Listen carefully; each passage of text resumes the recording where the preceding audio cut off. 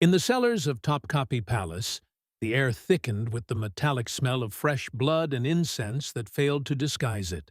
It was the dawn of March 15th, 1453, and in a windowless room, barely lit by flickering torches, a 10-year-old boy screamed until he lost his voice. His hands, tied to a stained marble table, trembled while the imperial surgeon finished his work. It was not a medical operation. It was systematic mutilation that would turn this Christian boy from the Balkans into the sexual property of Sultan Mehmed II. The knife had cut more than flesh. It had cut his future as a man, his identity, his soul. They say the body doesn't lie, and that of Milos, who would soon be renamed Suleiman, told the cruelest story the human mind can conceive. He was no longer a son, no longer Christian, no longer free. Only a living object remained, destined to satisfy the darkest desires of the world's most powerful empire. The other boys in the room had stopped screaming. Some had fainted from pain, others had gone into shock, but all shared the same destiny: to be transformed from human beings into luxury merchandise. The damp stone walls absorbed their moans as if they had been designed for that purpose. The surgeons worked with the mechanical efficiency of those who had repeated the same procedure thousands of times. To them, they were not children. They were raw material that had to be processed according to the specifications of the imperial seraglio. To understand how he got there, we must return to the green valleys of Serbia, where barely 3 months earlier he ran barefoot through wheat fields. Milos was born in 1443 in a small village near Belgrade, when Serbia still retained shreds of independence under despot Duranković. His father was a blacksmith. His large, calloused hands forged tools for the peasants. His mother spun wool by the fire while singing old Serbian songs that spoke of heroes and glorious battles. He had green eyes like spring meadows and laughter that echoed among the village's wooden houses. He ran with other children through muddy paths. He built paper boats that sailed in puddles after rain. He stole apples from the priest's orchard and confessed afterward with sincere tears. His world was small, safe, full of familiar smells: freshly baked bread, dry hay, church incense. On Sundays, the Ottomans had established the devshirme system in 1390, an institution they euphemistically called the blood tribute. Every 3 to 5 years, imperial officials toured the empire's Christian villages, seeking boys between 8 and 15 years old. Officially, it was to form the elite Janissary Corps. In reality, it was a human flesh market, where the most beautiful were selected for much darker destinies. Milos's family had heard rumors: parents who hid their children in forests, who disguised them as girls, who fled to distant monasteries. But the empire had eyes in every village, and the tribute had to be paid. When the Sultan's envoys arrived in the winter of 1452, they didn't come alone. They were accompanied by Janissary soldiers and local collaborators who knew every family, every child, every hiding place. They chose Milos because he was beautiful, because he had the fair skin so appreciated in Istanbul. His father tried to bribe the officials with all the money he had. His mother threw herself at the soldiers' feet, begging for mercy. The journey to Istanbul lasted 2 months in caravans of chained children crossing mountains and valleys, fed the minimum to keep them alive, beaten if they cried, punished if they spoke in their native languages. Some died on the way.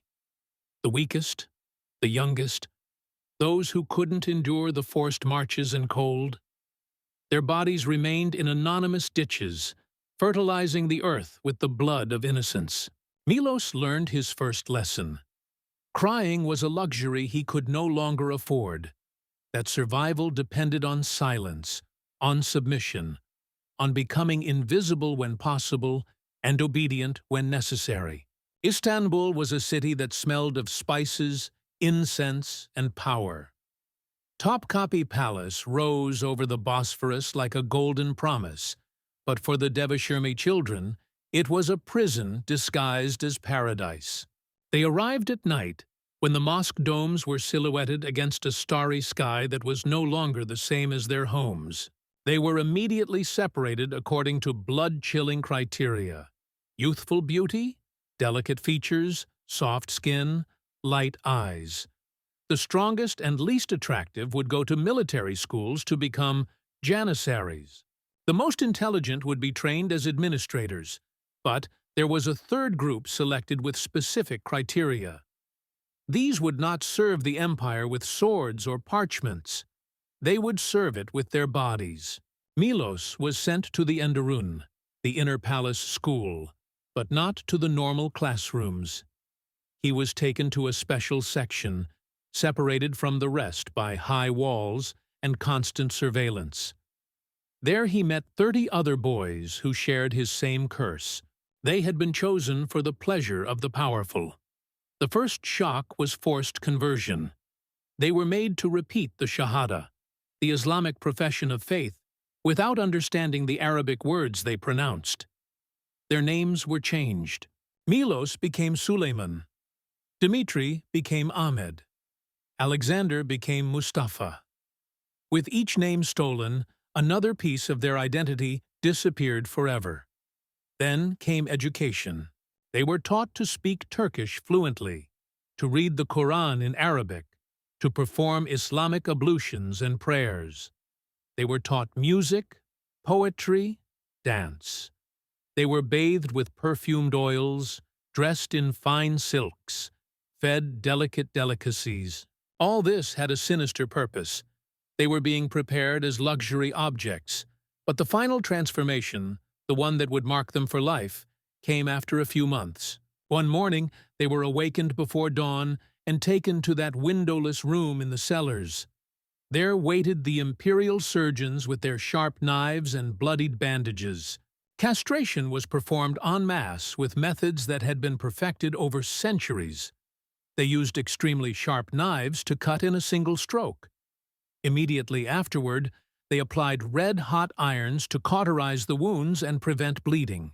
The boys who survived the first hours were submerged in hot sand up to their necks to absorb blood and accelerate healing.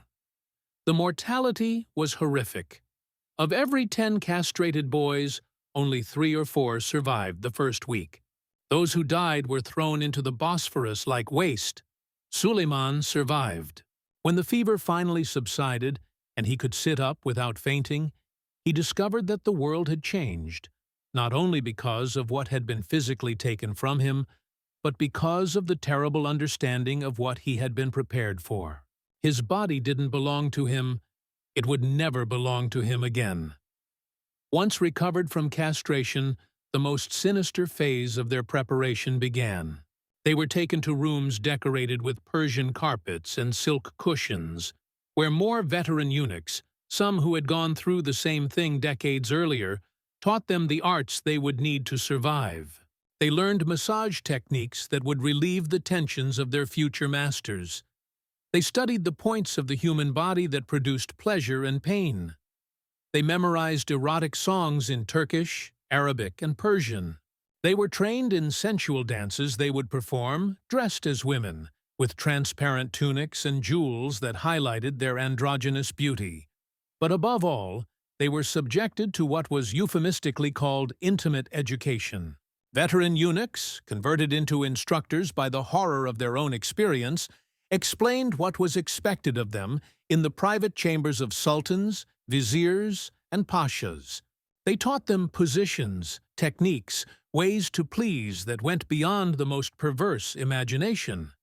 Suleiman discovered that there was a hierarchy even among sex slaves. The most beautiful, the most skilled, those who had best assimilated their new role, served the Sultan directly. The competition was fierce and sickening. The boys learned to rival each other for their captor's attention, instinctively understanding that their survival depended on being more desirable than their companions. Some developed seduction strategies. Others opted for absolute submission. A few tried to resist and were punished with extreme brutality. Whippings, hunger, confinement in cells where the only company was desperation. For Sultan Mehmed II, who had conquered Constantinople at 21, these eunuch boys represented one of the sweetest fruits of his absolute power. It is said he had more than 40 in his personal collection, constantly renewed with new acquisitions. He used them not only for physical pleasure, but as symbols of his domination over Christian peoples. Each mutilated body was a victory over Byzantium, a demonstration that even the children of his enemies could be transformed into instruments of his delight. The nights in the imperial chambers were rituals of systematic humiliation. The Sultan selected one or several eunuchs according to his mood, which was communicated through a complex system of signals that the boys had to learn. A handkerchief of a certain color meant he wanted music and dance. That night, when the veteran eunuchs bathed him with rose water, dressed him in translucent silk, and led him through the carpeted corridors toward the Sultan's chambers, he understood he was crossing a threshold from which there would be no return. What happened in that room decorated with Bursa tapestries cannot be described without betraying human dignity. When it was over, the Sultan gave him a gold ring with an emerald. It was the mark that he had been approved for regular use.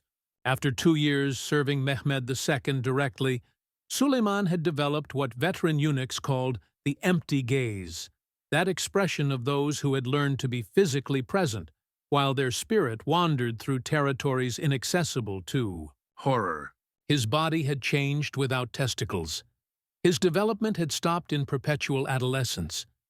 His skin was soft like a woman's, his voice high like a child's, but his mind harbored knowledge that would have horrified experienced adults. He was beautiful in the way his captors valued, androgynous, vulnerable, eternally youthful. But Suleiman had also learned the rules of power in the seraglio. He discovered that some eunuchs, after years of service, ascended to positions of authority. They could become supervisors of new arrivals, administrators of the harems, even intimate advisors to sultans who valued their absolute dependence. It was a cruel paradox. The very victims of the system could become its perpetrators. The opportunity came when Mehmed died. He died in 1481. His successor, Bayezid II, had different tastes and reorganized the seraglio personnel. Suleiman, now 18 years old and veteran in the arts that had been imposed on him, was promoted to instructor of new eunuchs. His job consisted of teaching other boys the same thing he had been taught: how to survive being used. It was a betrayal of his own childhood that would torment him for the rest of his life. Each new frightened face he saw arrive at the seraglio reminded him of the Serbian boy he had been. Each lesson he gave about seduction techniques was a dagger driven into the memory of his own lost innocence. But the alternative was death, and the survival instinct had proven stronger than dignity. During the following decades, he saw hundreds of boys go through the same process.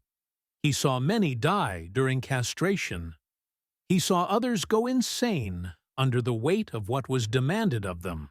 He had become expert at detecting which boys were most likely to survive, which would be preferred by what type of client, how to maximize the yield of each new acquisition. His mind, once full of Serbian songs and Orthodox prayers, now harbored commercial knowledge of human flesh that made him complicit in the same system that had destroyed him. At 40, when his artificial youth finally began to fade, Suleiman was one of the most powerful eunuchs in the seraglio. He controlled the education of more than 200 slave boys. He administered a budget equivalent to the income of an entire province, and had direct access to sultans who trusted him precisely because his castration guaranteed his absolute loyalty. He had achieved a perverse form of success: power, wealth, influence. But all of that had been built on the grave of his own humanity and on the mutilated bodies of hundreds of boys who had passed through his hands. Suleiman died in 1523, at 80 years old, in a silk bed in the same palace where he had been tortured 6 decades earlier. His last words, according to the only testimony that survived, were in Serbian. "Mama, volim te. Mama, I love you." Words in a language that had been forbidden to pronounce for 70 years, directed at a woman who had died waiting for the return of a son who never came back. There was no Christian funeral. His body was buried according to Islamic rites, with prayers in Arabic directed to an Allah he had never chosen to worship. On his tomb they carved Suleiman Aga, faithful servant of the Ottoman Empire, erasing forever the Serbian boy he had been. But his story was not unique. For 4 centuries, tens of thousands of Christian boys were castrated, converted, and used for the pleasure of the Ottoman elite. The system ended through obsolescence, not compassion. In the 17th century, sultans began to westernize. Reforms gradually abolished the devshirme. By then, entire generations of boys had been sacrificed on the altar of absolute power. Their names were erased from official records. Their families never knew what had become of them. Ottoman historiography transformed this tragedy into a footnote. Eunuchs appeared as efficient administrators, not as victims of systematic abuse. Even today, there is a conspiracy of silence around this story. Books speak of the devshirme as a recruitment system without delving into the human cost. This is the story of Milos, who became Suleiman, but also of thousands of children whose names were erased, whose identities were mutilated along with their bodies. This is how civilizations die, not with epic battles, but with the systematic forgetting of their victims. Because when a society accepts that certain human beings can be reduced to objects for the pleasure of others, it has planted the seeds of its own moral corruption. In the silence of the archives, in the absence of monuments to the victims, the screams of those children still resonate. There are crimes that transcend time, there are wounds that do not heal with centuries, and there are stories that continue bleeding in humanity's collective memory.